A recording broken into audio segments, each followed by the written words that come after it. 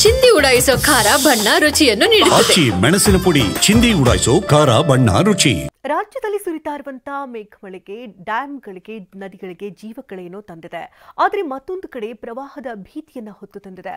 ಅತ್ತ ಮಹಾರಾಷ್ಟ್ರದಲ್ಲಿ ಸುರಿತಾ ಇರುವಂತಹ ಮಳೆ ಬೆಳಗಾವಿ ಜಿಲ್ಲೆಗೆ ಆತಂಕವನ್ನ ತಂದೊಡ್ಡಿದೆ.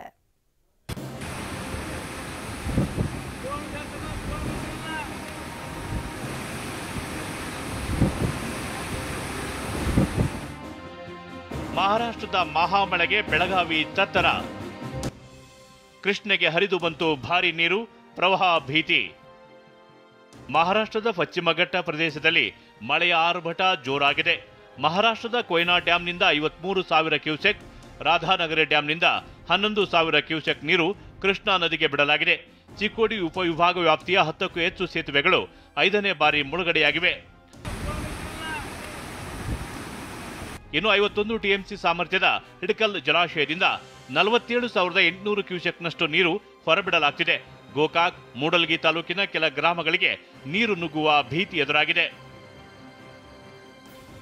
ಇತ್ತ ಬೆಳಗಾವಿಯ ನವಿಲು ತೀರ್ಥ ಡ್ಯಾಂ ಭರ್ತಿಯಾಗಿದ್ದು ಮಲಪ್ರಭಾ ನದಿಗೆ 13,000 ಕ್ಯೂಸೆಕ್ನಷ್ಟು ನೀರು ಬಿಡಲಾಗಿದೆ. ಮುನವಳ್ಳಿ ಸಂಪರ್ಕ ಸೇತುವೆ ಮುಳುಗಡೆಯಾಗಿದ್ದು ಜನ ಎಚ್ಚರಿಕೆ ವಹಿಸಲು ಸೂಚಿಸಲಾಗಿದೆ. ಬೆಳಗಾವಿಯಲ್ಲೂ ಮಳೆಗೆ ಭತ್ತದ ಬೆಳೆ ಕೊಚ್ಚಿ ಹೋಗಿದೆ. ಎಳ್ಳೂರ, ಶಹಾಪುರ, ವಡಗಾವಿಯಲ್ಲಿ ನಾಲೆ ನೀರು ನುಗ್ಗಿ ಎಕರೆಗಟ್ಟಲೆ ಜಮೀನು ಜಲಾವೃತಗೊಂಡಿದೆ. ನಾಟಿ ಮಾಡಿರುವ ಭತ್ತ ಕಳೆದುಕೊಳ್ಳುವ ಆತಂಕ ಎದುರಾಗಿದೆ. ಕೊಪ್ಪಳದ ತುಂಗಭದ್ರಾ ಜಲಾಶಯದ 26 ಕ್ರಸ್ಟ್ ಗೇಟ್ಗಳ ಮೂಲಕ 1,20,000 ಕ್ಯೂಸೆಕ್ ನೀರು ಹೊರಬಿಡಲಾಗಿದೆ. ಇದರಿಂದ ಆನೆಗುಂದಿ, ನವಬೃಂದಾವನ ಸಂಪರ್ಕ ಕಡಿತಗೊಂಡು ಶ್ರೀಕೃಷ್ಣ ದೇವರಾಯ ಸಮಾಧಿ ಸಾಲು ಮಂಟಪ ಮುಳುಗಡೆ ಹಂತಕ್ಕೆ ತಲುಪಿದೆ. ಇನ್ನು ಟಿವಿ ಡ್ಯಾಂನ 6 ಗೇಟ್ಗಳು ಜಾಮ್ ಆಗಿದ್ದು ಮತ್ತೆ ತಲೆಬಿಸಿ ಹೆಚ್ಚಾಗಿದೆ. ಕಳೆದ ವರ್ಷ 19ನೇ ಗೇಟ್ ಕೊಚ್ಚಿ ಹೋಗಿ ಆತಂಕ ಹುಟ್ಟಿಸಿತು. ಈ ಬಾರಿ 6 ಗೇಟ್ಗಳು ಭೀತಿ ಹುಟ್ಟಿಸಿವೆ. ಯಾದಗಿರಿಯ ಹುಣಸಗಿ ತಾಲೂಕಿನ ನಾರಾಯಣಪುರದ ಬಸವಸಾಗರ ಡ್ಯಾಂನಿಂದ ಕೃಷ್ಣಾ ನದಿಗೆ 1,60,000 ಕ್ಯೂಸೆಕ್ ನೀರು ಬಿಡಲಾಗಿದೆ. ರಾಯಚೂರಿನ ಲಿಂಗಸೂರು ತಾಲೂಕಿನ ಶೀಲಹಳ್ಳಿ, ಅಂಚಿನಾಳ ಗ್ರಾಮಗಳ ನಡುವಿನ ಸಂಪರ್ಕ ಕಡಿತಗೊಂಡಿದ್ದು ನದಿ ತೀರದ ಜನರು ಎಚ್ಚರದಿಂದ ಇರಲು ಜಿಲ್ಲಾಡಳಿತ ಸೂಚನೆ ಕೊಟ್ಟಿದೆ. ಯಾದಗಿರಿಯಲ್ಲಿ ಮಳೆ ಹೊಡೆತಕ್ಕೆ 100 ಎಕರೆ ಬೆಳೆ ನಾಶವಾಗಿದೆ.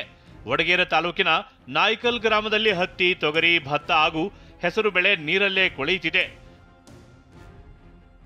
ಹುಬ್ಬಳ್ಳಿ, ಧಾರವಾಡ ಜಿಲ್ಲೆಯಲ್ಲಿ ಕೈಗೆ ಬಂದ ತುತ್ತು ಬಾಯಿಗೆ ಬರದಂತಾಗಿದೆ. ಕಟಾವಿಗೆ ಬಂದಿದ್ದ ಹೆಸರು, ಉದ್ದಿನ ಬೆಳೆ ಜಲಾವೃತಗೊಂಡಿದೆ. ಹುಬ್ಬಳ್ಳಿ, ಕುಂದಗೋಳ ತಾಲೂಕಿನಲ್ಲಿ ಈರುಳ್ಳಿ ಬುಡಮೇಲಾಗಿದೆ. ಬೀದರ್ ಜಿಲ್ಲೆಯಲ್ಲೂ ಕಟಾವಿಗೆ ಬಂದಿದ್ದ ಹೆಸರು ಬೆಳೆ ಜಲಾವೃತಗೊಂಡಿದೆ. ಔರಾದ್ ತಾಲೂಕಿನ ಬಾಚಪಳ್ಳಿಯ 100 ಎಕರೆ ಹೆಸರು ಬೆಳೆ ಹೊಲದಲ್ಲೇ ಮೊಳಕೆ ಹೊಡೆಯುತ್ತಿದೆ. ಕಲಬುರಗಿ ಜಿಲ್ಲೆಯಲ್ಲಿ ನಿರಂತರ ಮಳೆಗೆ ಹೂವು, ಹಣ್ಣು, ತರಕಾರಿ ಜಮೀನಿನಲ್ಲೇ ಕೊಳೆಯುತ್ತಿವೆ. ಹಾರುತಿ ಅಡಗಿಲ್ಲ ಮಾರ್ಗದಲ್ಲಿ ಸೊಂಟದವರೆಗೂ ನೀರು ನಿಂತಿದೆ. ಹೂವು, ಹಣ್ಣು, ತರಕಾರಿ ಮಾರುಕಟ್ಟೆಗೆ ಕೊಂಡೊಯ್ಯಲಾಗ್ತಿಲ್ಲ. Bureau report, TV9.